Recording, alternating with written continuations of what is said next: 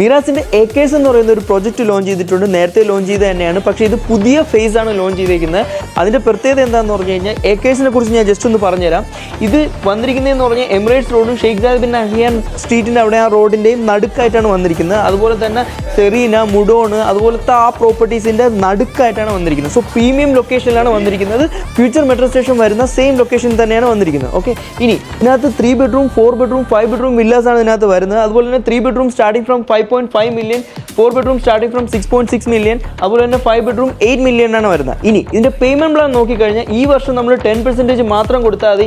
Next വർഷം നമ്മൾ 10% ജനുവരിയിൽ കൊടുക്കണം, അതുപോലെ തന്നെ മെയിൽ 10%.